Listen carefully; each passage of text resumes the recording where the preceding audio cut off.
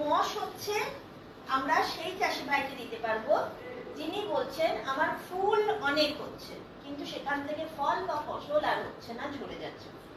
মানে 100টা ফুল আসলে মোটামুটি 60-70টা ঝরে যাচ্ছে, ফুল ধরে রাখতে পারছি। এই সমস্যা যাদেরই আছে তাদেরকেই আমরা এগ্রি মস দিতে পারি। এটাও ওই জাস্ট ফুল হওয়ার মাত্রই আমাকে স্প্রে করে দিতে হবে। এর পরিমাপ হচ্ছে, এটা যেহেতু লিকুইড, 20 ml 15 লিটার জলে 5 ml এগ্রি 82 সাথে মিশিয়ে আমি প্রয়োগ করব। এবং বারে বারে ফসল যেগুলোতে হয় আমাকে বারে বারেই প্রয়োগ করতে হবে। যেমন বেগুন, যেমন লঙ্কা, যেমন টমেটো, এগুলো যেগুলো বারে বারে হয় সেইগুলোতে আমার ওই প্রত্যেকবার ফুল আসবে তখনই একবার করে আমাকে এই মস প্রয়োগ করতে হবে। স্প্রে করে স্প্রে সবগুলো স্প্রে। আচ্ছা, লাস্ট পজিশন এসছে, আগাগুলো কুকড়ে যাচ্ছে। তোমাকে বললাম আগে কারণ ওর লাস্ট জায়গাতে যেটা সমস্যা সেগুলো আগের থেকেও দেখতে একই, এনারা একই। এর লিকুইড ফর্মে আছে, ও ডাস্ট ফর্মে আছে। এর হিউমিকের মাত্রা অনেক বেশি, ওর হিউমিকের মাত্রা একটু কম। এটা এন্টি হিউমিক, ওটা এন্টি হিউমিক গ্র্যানুয়েলস, একই দেখতে, দেখো দুজনে ঠিক আছে। ও এগ্রি হিউমিক গ্র্যানুয়েলস দানাতে আছে, এর লিকুইড ফর্মে আছে।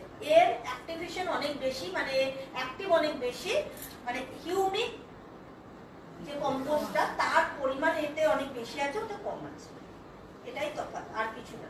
আর অনেকেই আছে লিকুইড জিনিসটা দিতে খুব পছন্দ করে, তাদেরকে এটা দেবো। যে ডাস্ট দিতে পছন্দ করে তাকে ওটা পরিমাণ বেশি লাগবে, এটা পরিমাণ কম লাগবে। কত লাগবে?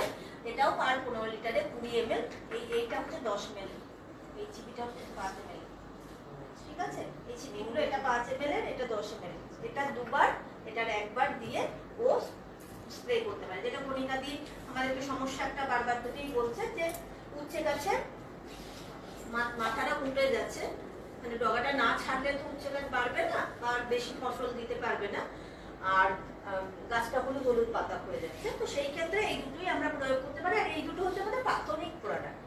মানে কেউ যদি বলে আমি এত এগ্রি প্রোডাক্ট এখন নেব না, আমার বাড়িতে টাব আছে, গাছ আছে বা কিছু, আমি বলবো এই দুটো নিয়ে রেখে এই দুটোই আমরা প্রয়োগ করতে পারি। কারণ এ গাছের গ্রিনারিকে ধরে রাখতে সাহায্য করে। যত রকম মাটির মধ্যে পোষক তত্ত্ব বা খনিজ পদার্থ থাকে সেটা সব ইউনিটের মধ্যে আমরা পেয়ে যেতে পারি।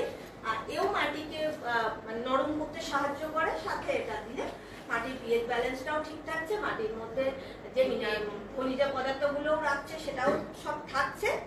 তো এরকম আমরা মাটি গাছ আর এগ্রি সবই কাজ হবে, ঠিক আছে। ফলের বা ফসলের মাত্রাটা মানে আকারটাকে সেম করে। বাঁধাকপি জমিতে চাষ করা হয়েছিল হিউমিক দিয়ে। বলছে আমার না বাঁধাকপি জমিটা দেখলেই মনে হচ্ছে আশ্চর্য বাঁধাকপি জমি, সব বাঁধাকপি একই সাইজের, বড় ছোট মেজো কুজো কেউ নেই, সব গোল গোল একই। ছবি পাঠিয়েছিল আমাদেরকে, আমরা মানে ওটা খুব ভাইরালও হয়েছিল ছবিটা। সব এক। আলুর জমিতে প্রয়োগ করলে আলুর আকারও মোটামুটি সব এক, মানে অনেক দেখতে আলু অনেক বড় আলু হয়ে যায়, অনেক ছোট আলু, অনেক কুজো আলু, পুরো আলু গোল গোল সব এক মাত্রা, মানে মাত্রাটাকে এক করে দেয় আর কি। 15 দিন।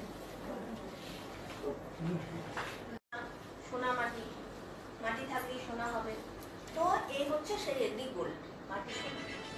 মাটির মধ্যে যে যে চাষ হয়, মাটির মধ্যে যে যে ফসলগুলো হয়, সেই ফসলগুলোর জন্য সত্যি এটা সোনা। যেমনি আলু, গাজর মাটির তলে যেগুলো হয়, তলাতে যেগুলো থাকে, সেই ফসলগুলোতে এগ্রি গোল্ড লাগবেই। অন্য ফসলেও কি আমরা দেবো না? হ্যাঁ দেবো, কিন্তু সেগুলোতে যদি বা না দেওয়ার অপশন থাকে, কিন্তু মাটির তলার ফসলে আলু, পেঁয়াজ, গাজর, বিট, সেগুলো তো অবশ্যই আমরা এগ্রি গোল্ড দেব।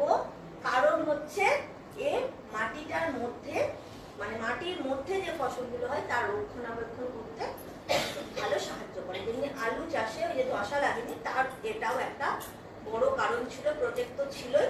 তার মধ্যে আলুতে 2 বার আমি এটা প্রয়োগ করিয়েছিলাম। তাতে আলুর কালার খুব সুন্দর এসেছিল, সাদা সাদা ধপধপে আলু হয়েছিল এবং সমস্যার রোগটাও খুব কমে যায়। তো মাটির তলায় যেগুলো থাকে তাদের পচন রোগ, দাগ ধরা, এগুলো খুব সমস্যা দেখা যায়। তো এটা যদি দেওয়া থাকে সেই সমস্যাগুলো অনেক মাত্রায় কমে যায়।